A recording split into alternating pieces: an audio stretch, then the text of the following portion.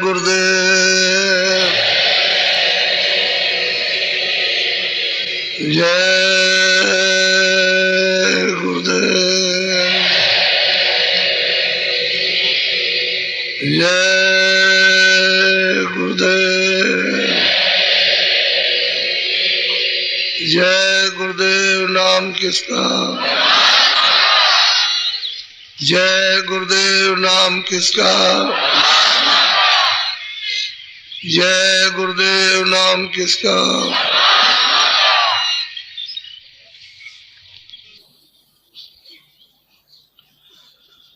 सतगुरु सतनाम तुमको लाखों प्रणाम।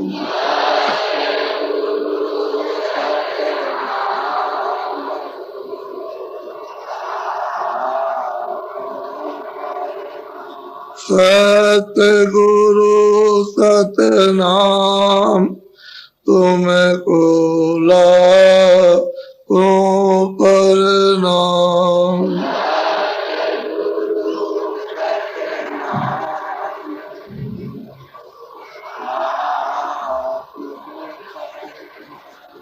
कोटिन सूरज चांद सितारे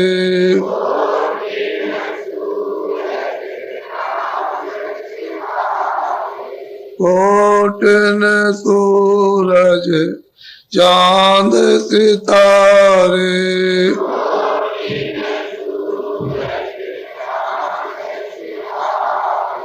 रोम रोम में करे उजारे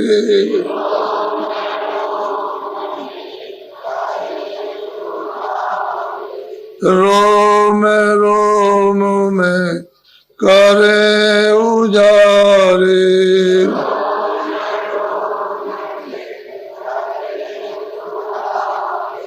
सतपुरुष करतार तुमको लाखों प्रणाम।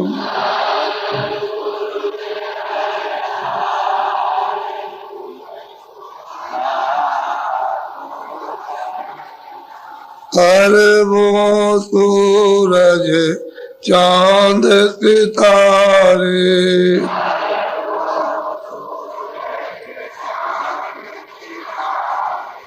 अरबों सूरज चांद सितारे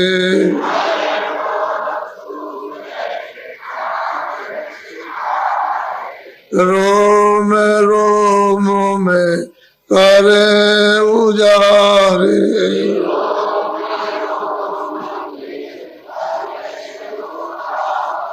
रोम रोम में करे उजारे।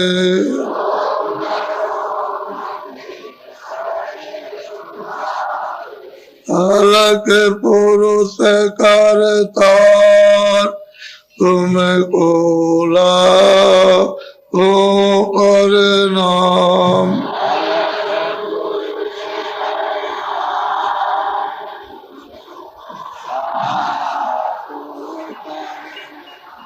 अरबों सूरज चांद सितारे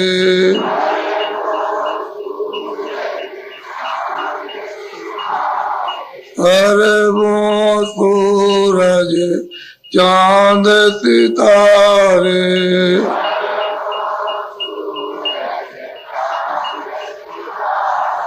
रोम रोम में करे उजारे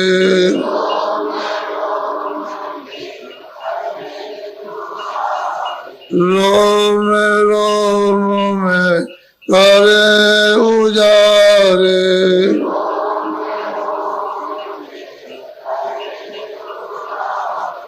अगम पुरुष करतार तुमको लाखों प्रणाम।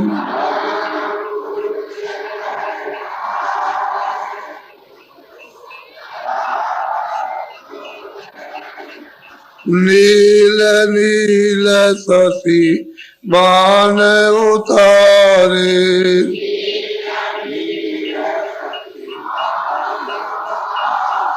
नील नील शशि बाण उतारे।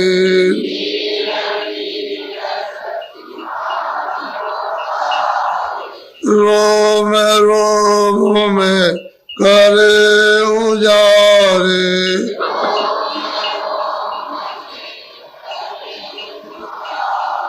रोम रोम में करे उजारे।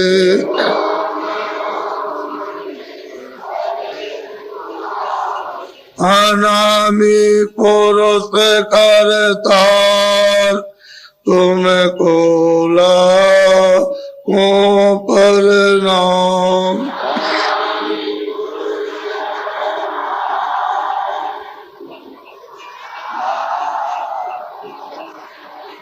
अनामी पुरुष करतार तुमको लाखों प्रणाम।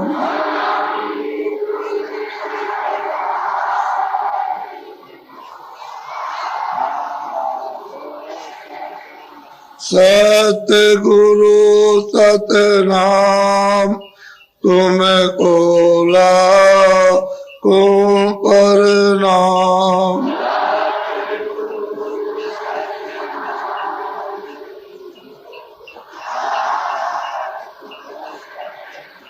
तुमको लाखों प्रणाम।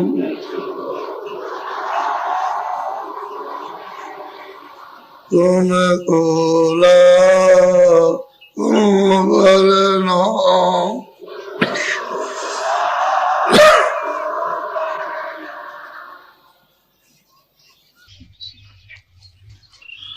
चलेंगे आश्रम पर, सत्संग सुनेंगे और भजन करेंगे, क्योंकि घर गृहस्थी में नाना जंजाल रहते हैं। उसमें मनुष्य स्त्री पुरुष व्यग्र रहते हैं, परेशान रहते हैं। तो समय कभी मिला कभी नहीं मिला। 24 घंटे तो उतने ही है, वो तो आपके निकल जाते हैं, तो आपसे कोई बनता नहीं। तो सत्संग इसीलिए होते रहते हैं जगह जगह, कि वहाँ आप आओगे अपना इरादा करके कि भाई घर गृहस्थी में नहीं बनता है, तो चलो वहाँ सत्संग भी ठीक से सुनेंगे निश्चिंत होकर और भजन करेंगे। जीवन का असली सार भजन है। वही जो कर लोगे वही आपका है, बाकी कुछ भी आपका नहीं। तो जिसलिए आते हो तो सत्संग भी सुनो, उसके साथ साथ में जब सत्संग का आपको बल मिले, बुद्धि में विवेक हो, प्रेम आए, इच्छा जाग जाए, तो फिर भजन। क्योंकि जीवात्मा को मनुष्य की मंदिर पर बैठी है, वो सो रही है, उसे जगाना। अचेत है, बेहोश है, उसे होश में लाना है। और बिना भजन के होश में आएगी नहीं। भजन कहते हैं शब्द को सुनना, नाम को सुनना, आवाज को सुनना, उसको भजन कहते हैं। आवाज से ही जगेगी। जब आवाज सुनना बंद हो गया तो सो गई, अच्छे तो बेहोश हो गई, तो नाम से ही जगेगी, शब्द से जगेगी, होश में आ जाएगी, इसको चेतना आ जाएगी, और उसका जो जड़ रूप है वो निकल जाएगा, चेतन हो जाएगा। तो भजन ही सारे जो अपना कर लोगे। क्योंकि एक तो यह है कि असली भजन कहीं मिलता नहीं, कि दरवाजे में बैठ करके हम अपनी जीवात्मा को जगाए, वो तो कोई बताने वाला है नहीं। उस पर तो कोई जोर देता नहीं है, क्योंकि उनके पास जब कुछ है नहीं है तो क्या जोर देंगे। और यहाँ इसी पर जोर दिया जाता है कि जैसे भी वैसे कर लो। घाट पर बैठ करके अंतर्मुख हो जाओ, जहाँ उसके कान है, आंख है, आंख से और कान से दरवाजे में बैठ के काम करना, सुनने का, देखने का।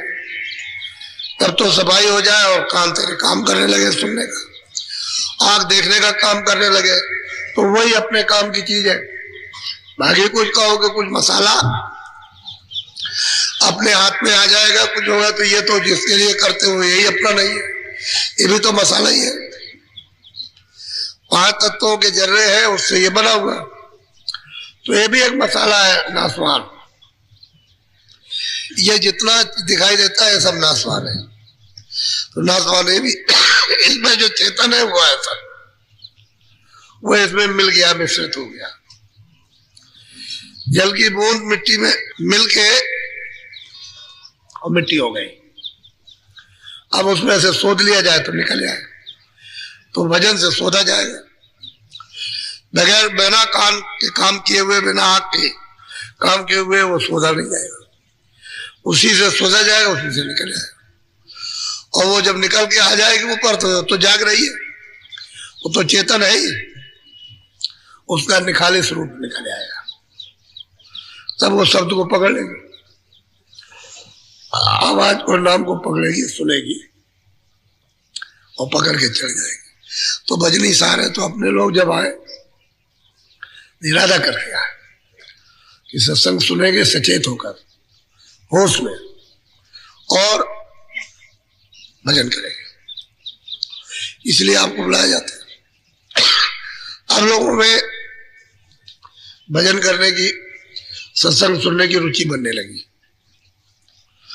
पहले ऐसे ही चूक सुनते थे और किया कभी नहीं किया।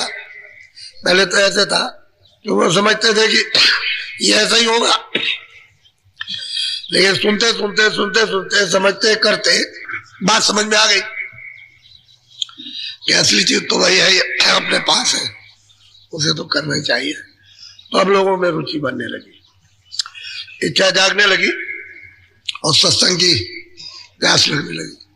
तो जिस उद्देश्य से आते हो वही काम करना चाहिए। वो जो काम करते हो तो दुनिया का करते हैं, तो करते ही रहे। पहले भी कर रहे थे, पहले बेहोशी में कर रहे थे, बेहोश में कर रहे हैं। अब ये समझ रहा कि जरूरत के लिए कर रहे हैं, अपना इसमें कुछ नहीं। अपना तो समय पूरा हो जाएगा तो उसी वही एक क्षण भी लगेगा, वही छोड़ दो, अपना कुछ नहीं है। अपना होता तो समेट लेते, तो अपनी चीज कोई है नहीं, यही अपना नहीं है, तो वो क्या रहेगा। अब धीरे धीरे बात समझ में आ रही है। और आपने 10 दिन का सत्संग, जो लोग प्रयागराज में पहुंचे उन्होंने सुना। आपको कोई दुनियावी बात कुछ नहीं, आपको किसी तरह का कोई संकेत नहीं, प्योर निर्मल शुद्ध है। आपको आत्म परमात्म संदेश सुनने को मिला और बहुत ध्यान से लोगों ने सुना। जितने भी लोग आए, चलना फिरना उठना बैठना सबका बंद था। बहुत ध्यान से एकाग्रचित होकर के सबने अच्छी तरह से सुना और उसको समझा। लोगों में ऐसी प्रेरणा, और आपकी मेहनत जो आपने की थी, तन से, मन से, धन से, सामान से, इससे उससे, भाग से, दौड़ से, हर तरह से आपने की, वो सफल हो गया। मैं ऐसे ही मेहनत सफल होती है, जब करते रहो, साथ सामान तैयार हो जाएगा, सफल हो जाएगा। ऐसे होता है। सो सब में उत्साह, सब में मतलब एक नई प्रेरणा, नई जागृति, नई सेवा भाव, नई तरह की श्रद्धा लोगों के सबके अंदर, और उसकी मोहर छाप सब पर, चाहे जान में आए चाहे अनजान में, सब पर पड़ी। अब यही मोहर लगनी चाहिए। ऐसा ना जीवन में कभी सुना ना कभी देखा। तो सत्संग की हमेशा चाह ना रखो कि सत्संग मिल जाए, उसे छोड़ने की जरूरत नहीं है। तो कोई काम नहीं है, तुमको 4 बजे घंटी बजती है कि भाई सब निवृत्त होकर थोड़ा भजन पर, सुमरन पर, ध्यान पर बैठ जाओ, और उसके बाद यहाँ जल्दी से सूरज निकलते इकट्ठे हो जाओ तो यहाँ भजन करवा करके सत्संग का टाइम तो आ जाएगा तो आ जाएगा। हम तो पहले ही से आ जाते कि हम मुझ आपको भजन कराएंगे, वही बैठाएंगे, तो आप पहले से आ गए। ये नहीं कि मतलब देर में आ रहे हो, समय से पहले पहुंच जाओ ताकि हम 20 मिनट 25 मिनट आपसे भजन करा सके। क्योंकि हम चाहते हैं कि जितना समय आपका भजन में लग जाएगा वो बहुत अच्छा होगा, वही उपयोगी समय है। सत्संग तो आगे पीछे मिल ही जाएगा, लेकिन भजन भी उसके साथ साथ जरूरी है। इसलिए ये इरादा रख करके हमेशा घर से चलो। और दुनिया की जो तकलीफ भजन और सत्संग से कम होती है, ये कभी मत समझो कि भजन और सत्संग से कम नहीं होती, उससे कम होती। यही चीज की कमी हो गई, तभी तो ये तमाम तकलीफें, तमाम व्याधाएं, परेशानियां, बीमारियां खड़ी हो गई। अब वो छूटती नहीं, तो उपाय से छूटेगी। उपाय नहीं करोगे तो नहीं छूटेंगे। तो इसलिए अभी मैं आपको 20 मिनट भजन पर बैठाऊंगा, एक चित्त होकर। मन को, बुद्धि को, चित्त को लड़ाई में, झगड़े में, दुकान में, खेती में, दफ्तर में, इधर उधर काम में दौड़ाने की जरूरत नहीं। थोड़ा सा मिनट, 2 मिनट कानों के साथ रोक करके और जरा सा ध्यान देकर कानों से सुनो तो चीज पकड़ में आ। जिनको सुनाई देता हो छाटो, जिनको कभी आता कभी बंद होता, कभी आता बंद होता, तो परख करो कि हमारा मन भाग गया तो बंद हो गया, मन वहां से हटके लग गया, फिर कानों के साथ तो सुनाई देने लगा, फिर भगा, फिर सुन बंद हो गया, फिर लग गया तो फिर सुनने लगे। तो उसकी निरख परख रखो, ये जब चला जाएगा तो सुनना बंद, जब ये लौट के आ जाएगा और साथ दे देगा तो सुनने लगोगे।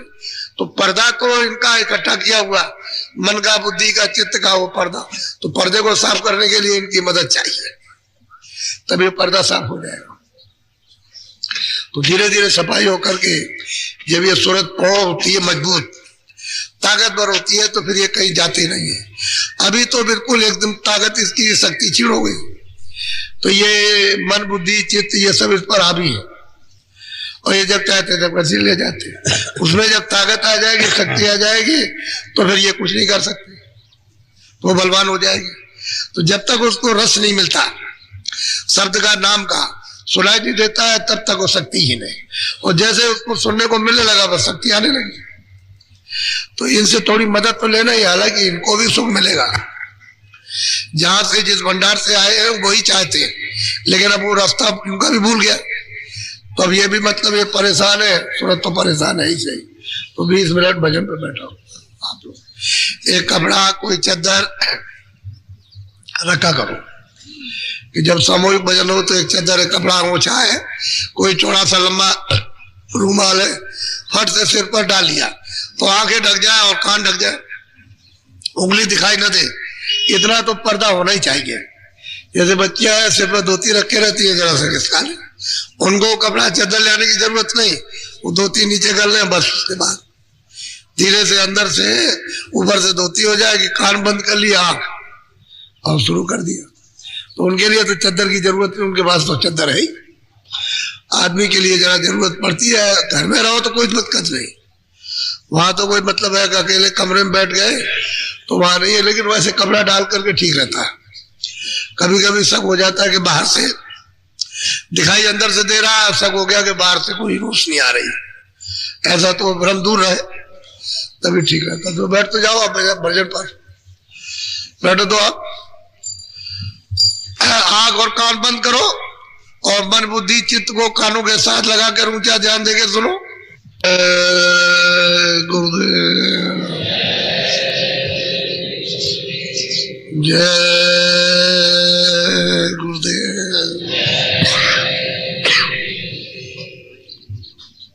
जय गुरुदेव नाम किसका, जय गुरुदेव नाम किसका। अब आप सत्संग सुनो। समय समय पर महात्माओं ने जीवों को किस प्रकार से जगाया, कैसा कैसा सत्संग सुनाकर उनको खड़ा किया और रास्ते पर लगाया। ऐसे समय समय पर जब जब महात्मा आए तब उन्होंने अपने समय के जीवों को बहुत जगा करके बहुत पहुंचाया, लेकिन फिर भी जीवों को जो लाभ उनके आने पर लेना चाहिए वो नहीं ले सके,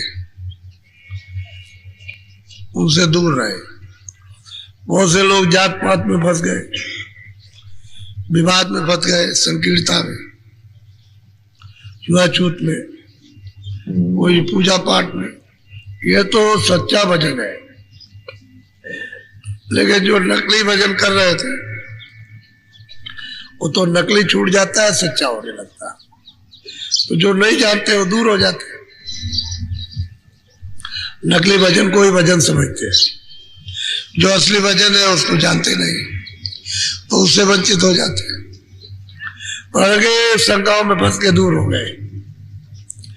कभी कोई किसी में आ गया, कोई ब्राह्मण, कोई क्षत्रिय, कोई अर्जन, किसी में महात्मा आ गए, तो जात पात में फंस गए, उनसे दूर हो गए कि लोग क्या कहेंगे, क्या क्या समझेंगे। इस तरह से पूरा लाभ जो उनके आने पर उन लोगों को उठाना चाहिए था, हर मनुष्य को नहीं उठा पाया और रह गए। जितना का काम किया कर दिया और चले गए। लेकिन लाभ ज्यादा लोगों को लेना चाहिए था। बोलो, बहुत ध्यान से सुनो। धोखा माते खाना जगया पिया रे, धोखा माते खाना जगया। 4 खानों से, 84 लक्ष्योनियों से और नरकों से भोग भोग करके अब की बार फिर आए हो इस अनमोल मनुष्य शरीर में, तो फिर धोखा मत खाओ। बहुत प्यार से समझाते हैं कि प्यारो, तुम धोखा मत खाना, अभी लौट के आए हो, बड़े तुमने दुख उठाए, रोते रहे, चिल्लाते रहे, भूखते रहे, कोई सुनने वाला नहीं। तमाम तरह से 4 खानों में, 84 लक्ष्यों, पशु में, पंछियों में, कीड़ों में, नरकों में, और फिर अब तुमको कितने युगों और कल्पों के बाद ये नर शरीर फिर मिला, तो अब की धोखा मत खा जाना। वो बहुत प्यार से समझाते हैं, धोखा मत खाना। इस जगत में फिर से नर्तन पाकर अब की भूल मत जाना, भटक मत जाना। अब की समझा दे, उसको समझ जाओ। लेकिन जीव बेचारे जो है क्या करें, फंसे हुए जाल में, मोह ममता में दूर रहते हैं, निकट नहीं आ पाते, इसलिए वो समझ भी नहीं पाते। अब स्कूल में जाएंगे तभी तो विद्या मिलेगी, स्कूल में जाते नहीं, विद्या क्या मिलेगी। महात्माओं के पास जाएंगे नहीं, आत्मज्ञान क्या होगा। कैसे अपने घर में अपने वापस मालिक के पास पहुंच सकेंगे। तो जगत में फंसे रहते और फंसे फंसे पे लौट जाते वापस। तो कहते हैं कि अरे प्यारो मत जीवो, आप अगर शरीर में आए हो, अपने धोखा दोबारा मत खाओ, नहीं तो फिर लौट के पता नहीं कब इस मनुष्य शरीर में आओगे, फिर ये मिलेगा नहीं। बहुत प्यार से समझाते हैं। बोलो, कोई मीतन जानो अपना, सब ठग बैठे फांसी। कहते कोई अपना मित्र साथी नहीं। घर में जिसको देखो वो साथी नहीं, बाहर जो मित्र बनता वो साथी नहीं, ये कोई भी साथी नहीं है। कहते हैं सब ठग है, अपने अपने स्वार्थ में लगे हुए। स्वार्थ पूरा ना हो तो सीधा जवाब स्त्री को जवाब दे दे, पति को जवाब दे दे, बच्चों को जवाब दे, अड़ोस पड़ोस में भाइयों को जवाब दे दे। वो तो सब स्वार्थ का खेल है जो कुछ भी है। कहते हैं किसी को अपना मित्र मत समझो, जो सब समझते हो मेरा है, तुम्हारा कोई किसी का नहीं, सब स्वार्थ और सब ठग है। तुम्हारे समय को बर्बाद कर देंगे, बस तुम वैसे रह जाओगे। ये तुम्हारे साथ ठगियाई है कि समय का उपयोग नहीं होने देते हैं और बुरे कामों में समय को खर्च करा लेते हैं। तो हमारा साथी कौन हमारा, क्योंकि ये तो साथ चलेंगे नहीं, न साथ आए न साथ जाएंगे, और बीच ही में ठग रहे अपने अपने स्वार्थ में। और नहीं स्वार्थ सिद्ध हुआ तो बस भगा दिया, फटकार दिया, रहने नहीं देते। तो कहते हैं किसी को अपना मित्र मत समझो, कोई अपना नहीं है। बोलो, जब सच्चा होई चले डगर गुरु, तब ही चौके रो। कभी कभी भूल चूक से सत्संग मिल जाए और जब वो संत सदगुरु के रास्ते पर चलने लगे तो सामने आके घेरते, अरे ये क्या करते हो, ये क्या करते हो, ये क्या है, ये क्या, ये कुछ नहीं है, ऐसा है वैसा है, ये है, तुमको ये काम संसार का करना चाहिए, इनको देखना चाहिए उनको। तो कहते हैं कि चारों तरफ से रोकते, इधर मत जाओ उधर मत जाओ। जैसे तुम्हारे साथ रोका टोकी होती है, वहां क्यों जाते हो, क्यों चले आए, क्यों वहां क्यों चले गए, वहां क्यों गए, क्यों सुनते हो, क्या मिलता है, ये तो अपना काम देखो। तरह तरह से, एक दो तरह से, लाखों तरह से आकर के घेरते भरमा देते। अब जीव अगर पक्का ना हो तो मैं छोड़ दे, और वो साथी है नहीं, अपने मित्र है नहीं, वो तो ठग है, अपने मतलब के लिए हमको ठग रहे हैं कि अगर ये निकल गया तो ये मेरा मतलब पूरा होगा नहीं, इसलिए ठग रहे हैं। कहते हैं सब डगर रोकते हैं आकर के, उधर मत जाओ, ये मत करो, भजन मत करो, ऐसा मत करो, सत्संग मत सुनो, अच्छे काम मत करो। इसी में इसको रोकते रहते हैं, बुरे काम कराते रहते। बोलो। ऊंच नीच काय वचन तोख के, मन को तेरे दे। महापुरुष कहते हैं ऊंचे नीचे, डर के, बह के, प्रेम के, इसके उसके, स्वार्थ के, सब बच्चों को कहते हैं, और मन को कहते हैं भरवा देते। ये तो वैसे ही भूला भटका था, लेकिन भरवा दे पर पक्का हो जाए, थोड़ा सत्संग सुन ले और मजबूती आ जाए तो फिर कुछ नहीं कर सकते। तो कहते हैं फिर छोड़ देते, कहते हैं कि अब ये नहीं चक्कर में आएगा, अब तो निकल जाइए, फिर कुछ नहीं, फिर तो। लेकिन तेरा कच्चा मन देखेंगे तो भरवा देंगे। जरा सी कमी देखी ऊंच नीच से, कहीं कहाँ कमी है, कैसे बोलेंगे, किस तरह से, जात पात का डर, इसका डर, उसका डर, उसका काम काज का डर, वो छोटे बड़ों का, रिश्तेदारों का, सब बह दिखाएंगे ऊंचा नीचा। जब देखेंगे कोई कमजोरी है तब तो बहका देंगे, तो देखेंगे अब कुछ नहीं है तो कहेंगे जाओ, फिर कोई मतलब नहीं, क्योंकि उससे स्वार्थ तो सिद्ध होगा नहीं, तो छोड़ देंगे। ऐसा बहुत बिरला होता कोई, नहीं तो बहक जाते हैं। बोलो। इनसे रहना समझ बूझ कर है यह बैरी दिखला। तुम्हारा समझ बूझ के रहना, इनसे होशियार रहना, तुम्हारा इसमें कोई हित करने वाला नहीं है, ये पक्के दुश्मन है। परमार्थ से भी कर देते हैं, हमारे सत्मार्ग से भी डिगा देते हैं, इनमें कोई हमारा लाभ पहुंचाने वाला नहीं, ये सब दुश्मन है, बैरी है। उससे अलग कर देंगे, जाने नहीं देंगे, इसलिए बेचारे जीव को भजन करने नहीं देंगे। तो इस तरह से चारों तरफ से घेर घार करके और उसको बहकाते, कहते हैं इनको अपना साथी मत समझो, ये दुश्मन है, बैरी है, और जो नहीं करने दे कुछ भी तो दुश्मन बैरी है। वही तो मीरा ने गोस्वामी जी महाराज को पत्र लिखा था कि हम ऐसा क्या करें, तो उसने कहा भाई जिसने राम से स्नेह नहीं है उस प्रभु से, उसको तो ऐसा तजना चाहिए जैसे दुश्मन को छोड़ देते। तो कोई भी हो, दो शब्द में जवाब दे दिया, वैसा ही मीरा भाई ने किया। देखा कि इससे अब कुछ नहीं बनेगा तो कहा जाओ, तो निकल जाओ, नहीं तो जान मारने के लिए सब तैयार, मार भी दे कोई बात नहीं, लोग लोकाचार के लिए खत्म भी कर दे तो कोई अर्जा नहीं है। जब देखा अब ये नहीं हमारे, जाओ निकल जाओ, तब छोड़ते हैं, ऐसे नहीं छोड़ते। तो छोड़ दे तो बहुत अच्छी बात है, घेराघारी बंद कर दे, कहते हैं इनसे समझ बूझ के रहना कि ये किधर लिए जा रहे हैं, क्या कहना चाहते हैं, क्या करना चाहते हैं, क्या कराना चाहते हैं, समझ बूझ के और मजबूती से सत्संग के बच्चों को पकड़े रहना। तो इनको तोड़ लोगे, समझ लोगे, तो फिर इनके चक्कर में नहीं फंसोगे, और जरा सा भी अगर भूल गए तो फौरन आपको फंसा देंगे। तेरी हानि लाभ नहीं सोचे अपने स्वार्थ। कहते हैं कि भाई तेरा ये हानि लाभ नहीं, कि तेरा हानि क्या लाभ क्या, कुछ नहीं, उनको तो अपना स्वार्थ सिद्ध करना है। तू कहीं भी चला जाए, मर जाए, कुछ हो जाए, उनका फायदा हो जाए, अपना अपना देखते हैं सब, और तेरी हानि और लाभ में उसमें कुछ नहीं। तो रोए दिन भर रोता रहो, चिल्लाता रहो, तो कोई सुनने वाला नहीं, उनका स्वार्थ सिद्ध होना चाहिए। बस कहते हैं इससे तुम्हारे मित्र है, साथी है, ये रिश्तेदार, बाकी कोई अपना। तू भी चतुरा गुरु का प्यारा, उन संग रहूं गुरु चरण समा। चतुर बन जाओ, होशियार, उनके साथ रहो, लेकिन तू अपना मन अपना चित्त चरणों में लगाए रहो, महापुरुषों के, उनके साथ रहो, वो तुझे क्या धोखा देंगे। जब गुरु की आज्ञा का पालन करेगा, उनके शब्दों को याद रखेगा, कुछ नहीं कर सकते, वही रहो उसी जगह। उनसे खुद काम ले ले, उनके चक्कर में मत फंस।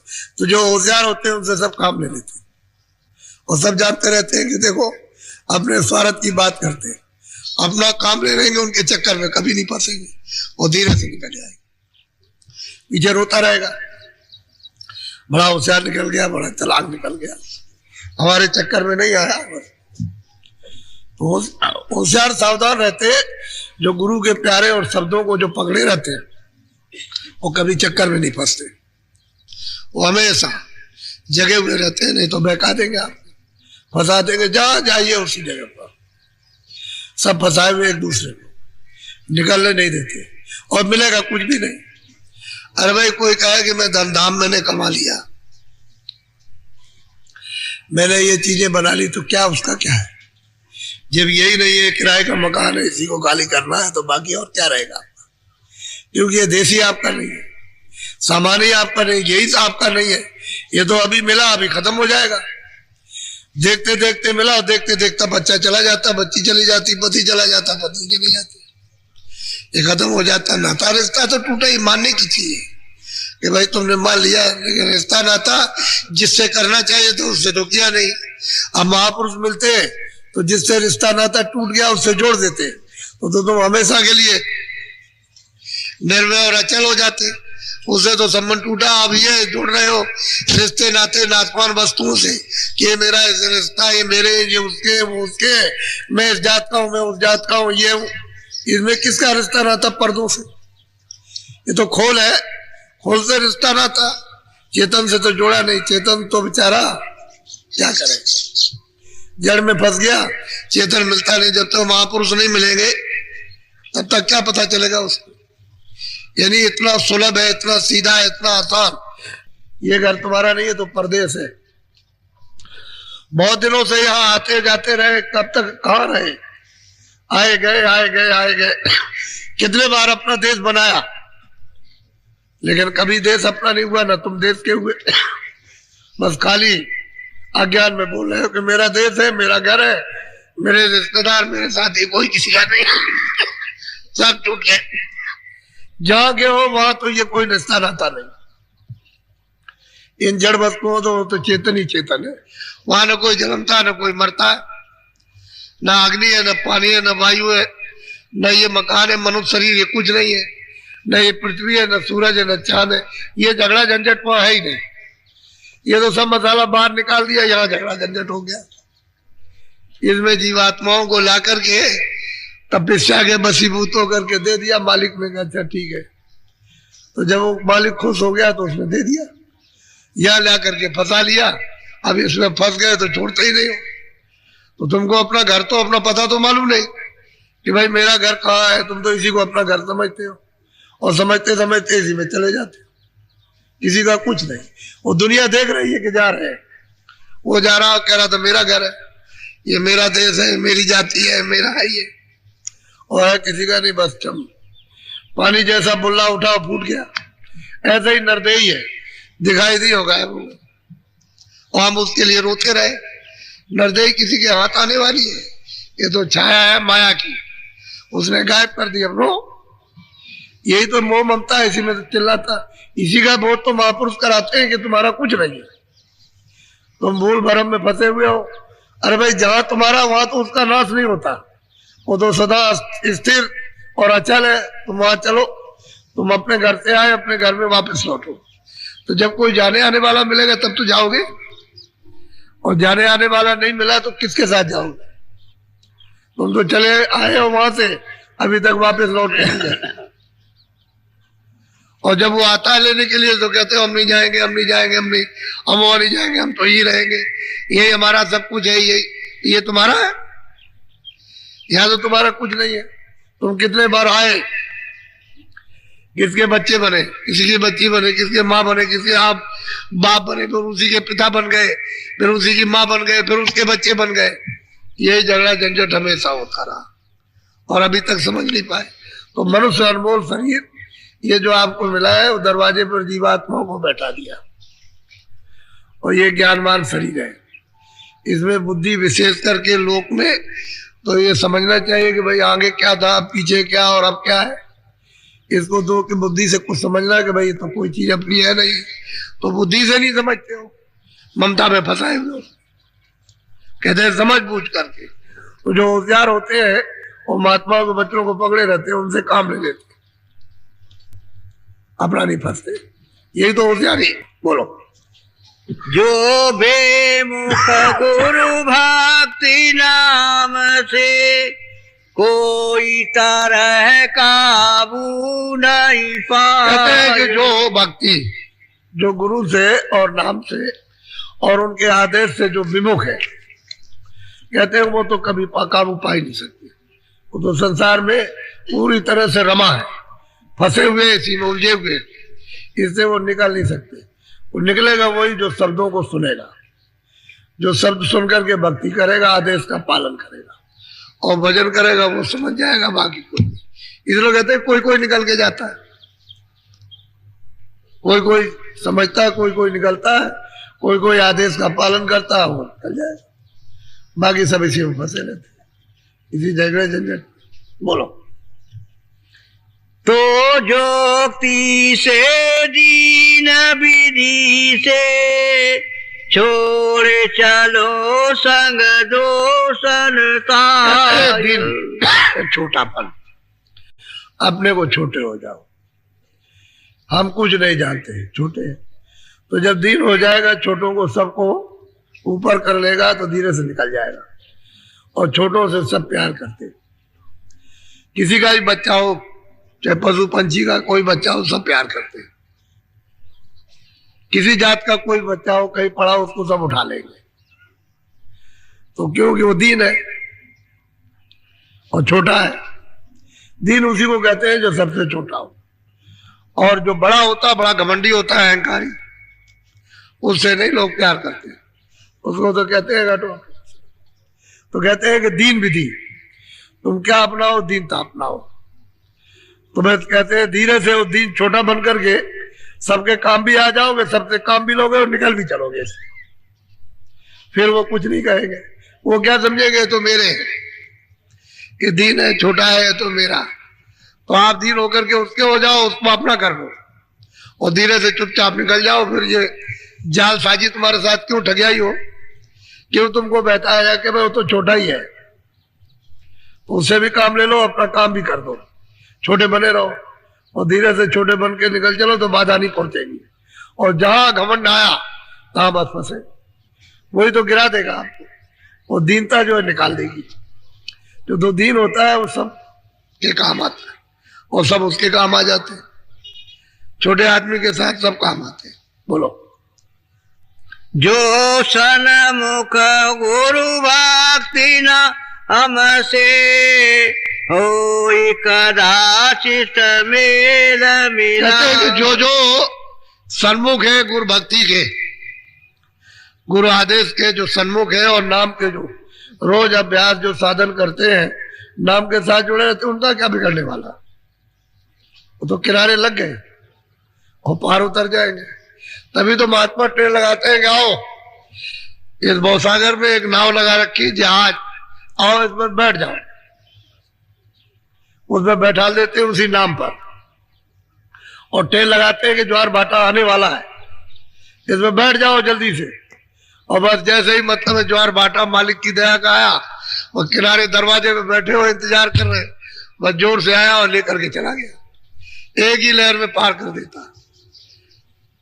कहते हैं कि जो सन्मुख है गुरु आदेश के, सत्संग के सन्मुख, गुरु के सन्मुख और नाम की जो कमाई करते, बिल्कुल किनारे बैठे हुए इंतजारी कर रहे हैं मालिक की दया की। बस जैसे ही उसका वो ज्वार बाटा दया का आया, बस निकल गए और पार चले गए। उनको देर भी नहीं लगती, एक पलक भी नहीं लगता, इतनी जल्दी जाते रहे। दरवाजे पर तो बैठे रहो, रोज हाजिरी दो, चारों तरफ से मुड़ करके और अंदर बैठ करके दोनों आंखों के मध्य भाग में सामने रोज दरवाजे पर हाजिरी दो, इंतजार करो सुनने का और देखने का। तो उसी वक्त में आ जाएगा, किसी वक्त में भी आए, रात को, सुबह, शाम, जैसे तुम बैठोगे सट से ले जाएगा। खींचने में क्या देर लगेगी उसको, फिर देर नहीं लगती। हो तो द्वार बाटा की वैसी कृपा दया है, तो बेग है, उसमें बड़े बड़े स्टीमर किनारे लगे होते हैं, उसी का तो इंतजार करते हैं ज्वार भाटा आएगा। तो ये मतलब वैसे नहीं जा सकते जहाज, बस पानी आया बस लेकर के चले गए। ऐसे ही दया का उमगाव होता है। भक्त न छूटे कोई जोक्ति से, नहीं तो बाहु विधि रहो। वो जीवों को समझाते हैं कि देखो भक्ति आदेश का पालन किसी विधि से छूटने न पाए। जो तुमको बताया है उसको करो कि भाई गृहस्थी में ऐसे रहो, ये अपना दिन में काम करो ईमानदारी मेहनत के साथ, शाम को बच्चों की सेवा करो और भजन। कहते हैं ये छूटने न पाए किसी विधि से भी, बस तो काम हो जाएगा। और ये छूट गया, सत्संग भी चला गया, वचन भी याद नहीं रहे जो बताया था गृहस्थी में कि तुम ईमानदारी मेहनत से काम करना, बच्चों की सेवा करना, वो भी चला गया। झगड़ा झंझट खड़ा कर लिया तो उससे भी क्या उठते हो, भजन भी नहीं करते। यानी सब प्रकार से तुम यानी गिर गए तो फिर कैसे कल्याण होगा। कहते हैं तुम भक्ति भाव से चूको मत, भजन से चूको मत, बस काम बना बनाया। इसी को तो लगाते हैं कि तुम रोज करो, नागा कभी मत करो। 2 मिनट करो, 4 मिनट करो, 10 मिनट करो, 15 मिनट करो, बनते बनत बन जाए। जब 2 मिनट करोगे आदत पड़ती जाएगी तो तुम 4 मिनट भी, 10 मिनट भी, 15 मिनट भी दरवाजे में बैठे रहो, काम होने लगेगा। दरवाजे छोड़ के भगोगे तो फिर काम क्या होगा, तो काम तो दरवाजे ही पर होगा। जो हरि का दरवाजा है उसी पर काम होता है। तो दरवाजा अंदर में, बाहर तो नहीं, क्योंकि जीवात्मा में कान भी है, आंख भी है, नाक भी है। शरीर में 2 कान है, 2 आंख है, 2 नाक है। ये शरीर के तो बाहर से काम करते हैं और अंदर से जो है वो जीवात्मा की आंख कान नाक काम करते, उनसे काम लेना है। आंख से काम लो, कान से काम लो, नाक से काम लो। नाक सुगंधी का काम करती है, आंख देखने का काम, कान सुनने का काम करते हैं। ये तीनों चीजें उसके अंदर कुदरती है। जब ऊपर से उतर के आई थी अपने धाम से, अपने देश से, ये लेकर के आई थी, बीच में मैल चढ़ाया था, बीच में आपने गंदगी इकट्ठी की है, वहां तो गंदगी है नहीं। ऐसे ही यहाँ की गंदगी उतार दो और उधर चले जाओ, उधर तो गंदगी है नहीं, उधर तो आंख खुली हुई। तभी तो कहते हैं उधर कोई अंधेरा अंधेरा नहीं है, वहां तो सबको दिखाई देता है। तभी तो सबने देखा, महापुरुषों ने तो देखा ही, लेकिन उनके जो प्रेमियों ने जो साधना की उन्होंने सब कुछ देखा। वो ये बाकी थोड़ी रहता है उधर, क्योंकि उधर तो कुछ बंद है नहीं, उधर तो सब खुला हुआ है। जब आंख खुली हुई है तो सब कुछ दिखाई देगा। जब सब कुछ है तो सब चीज जानी जाएगी, सबका बोध होगा, सबका ज्ञान। यहाँ तो सीमित ज्ञान है, ये बुद्धि का ज्ञान, महात्मा का ज्ञान, उसके बाद फिर परमात्मा का ज्ञान, फिर वो परमात्मा हो जाएगी, उससे भी बड़ी शक्ति प्राप्त हो जाती है। क्योंकि जीवात्मा जो उधर से आई है वो सब एक ही रूप में आई थी। किसी को स्थान दे दिया, लेकिन जब वो छीण हो गई, जब शक्ति छीण हो गई तो छोटा हो गया। वही राजा कोई दूसरा थोड़ी, आदमी तो राजा है, एक को राजा बना दिया, दूसरी राजा हो गई। अब वही अगर मतलब शक्ति पर आ जाए तो राजा हो जाए, और वही मतलब फिर राजा हो गया। और वो देखते नहीं, छोटे आदमी राजा हो गए और राजा नीचे हो गए, वो राजा बन गए। उल्टा खेल है। तो अपनी जब वास्तविक शक्ति पर आ जाओ तो बोध है, तो शक्ति है। बोलो।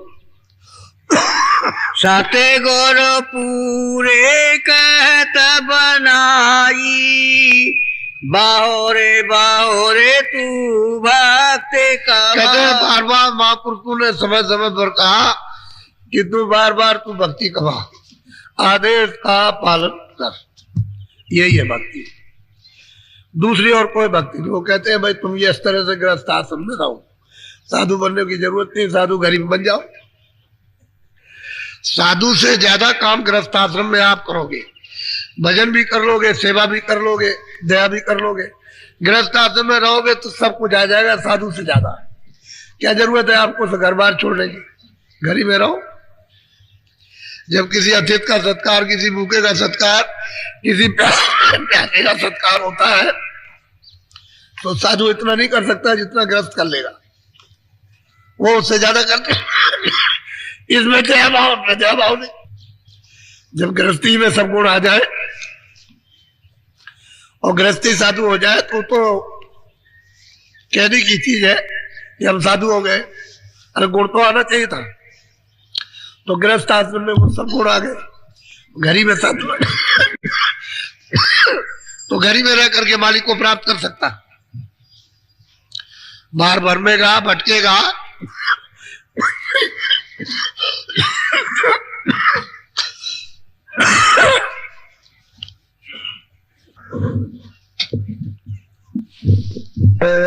गुरुदेव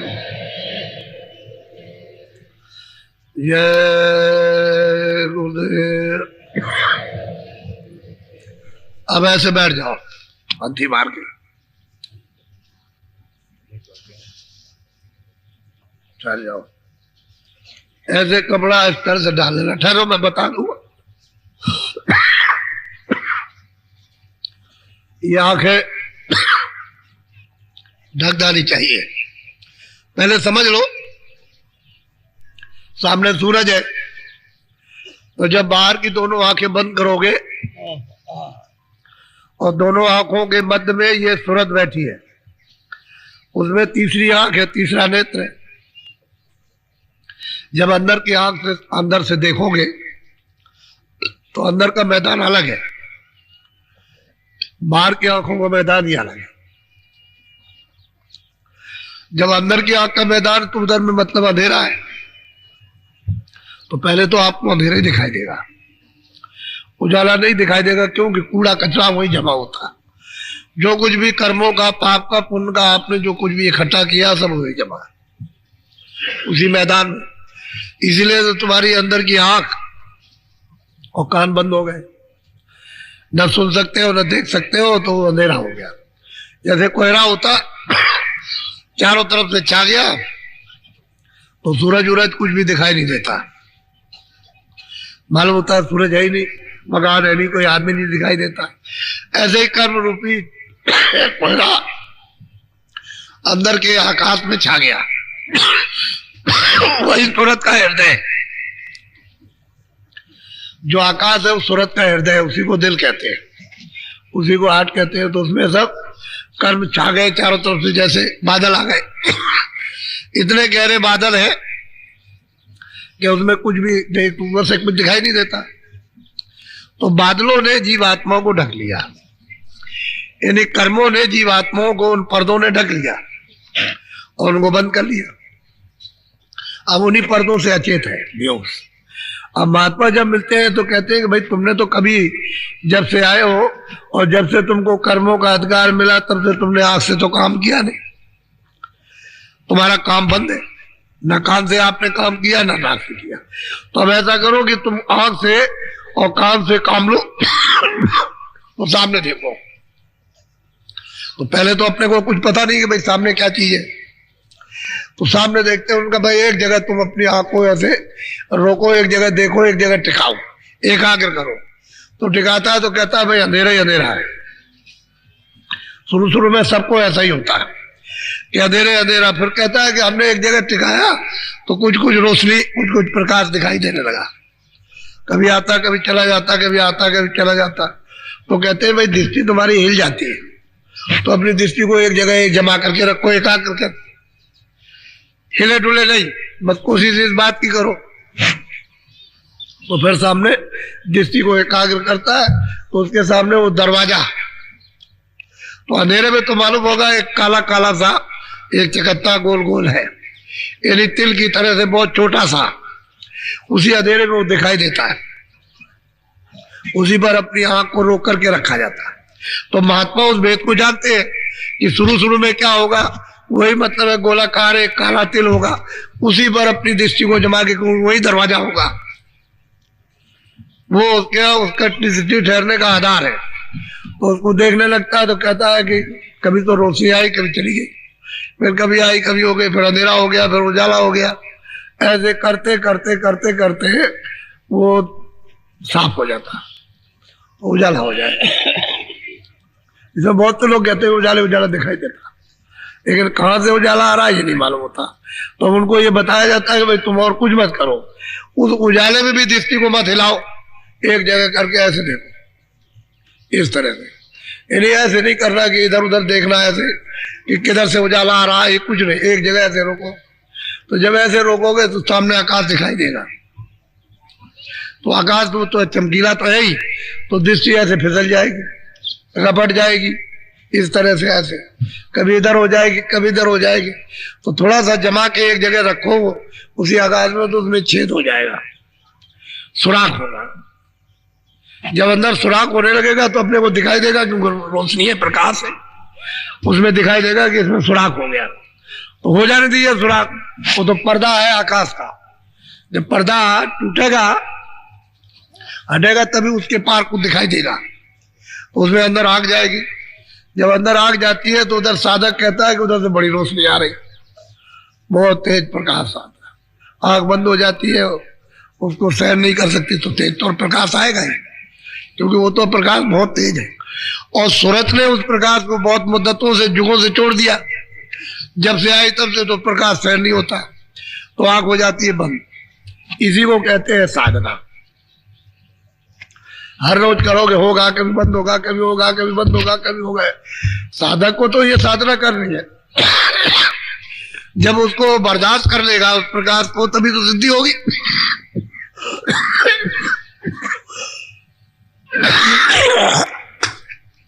तो पहले तो कुछ नहीं जानता था, बिल्कुल एकदम अज्ञानी था, लेकिन जानते जानते जानते जानते सब लोग जान गया।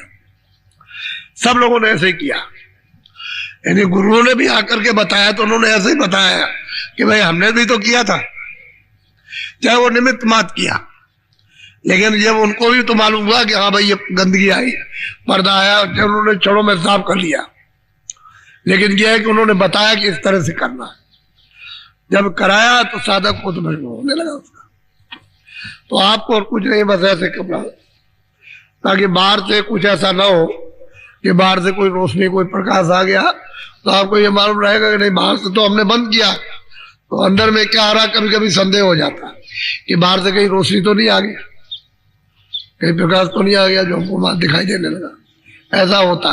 कभी कभी रात को कमरे में बैठे रहो, तो कमरे में तो अंधेरा होता, उजाला हो जाता फक एकदम। तो कहता है क्या सवेरा हो गया क्या? तो आँख खोल देता है, देखता है रात है, आधी रात, उसमें बैठ करके कर रहा और फाक उजाला हो गया, बिल्कुल एकदम दिन हो गया। संदेह हो गया तो आँख खोल दी, वो उसी में गड़बड़ा गया उसका। हालांकि गड़बड़ा गया नहीं, वो संदेह था उसका, वो तो रात थी।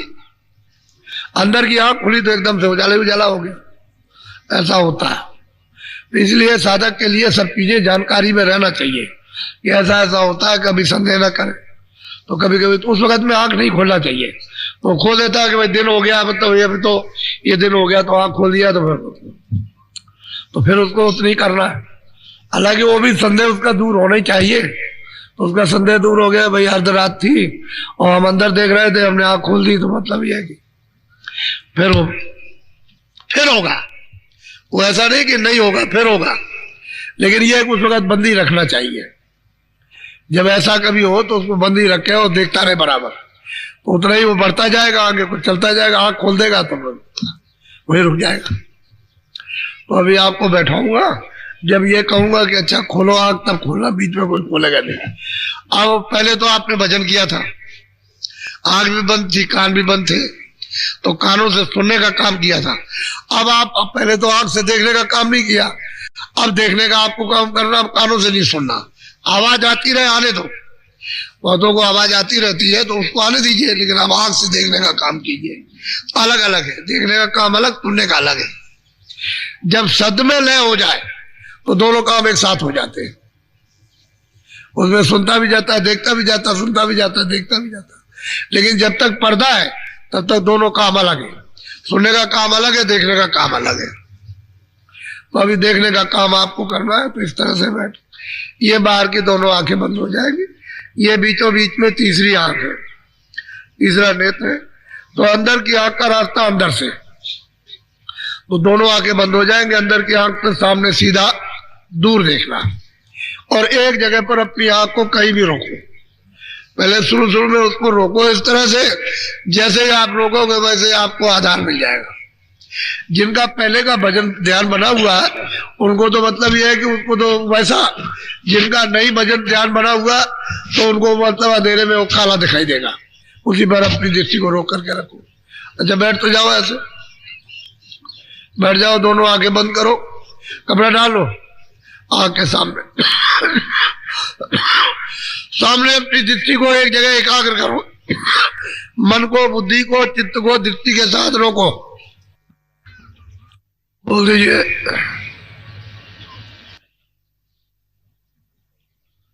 खोल दो, खोल दो।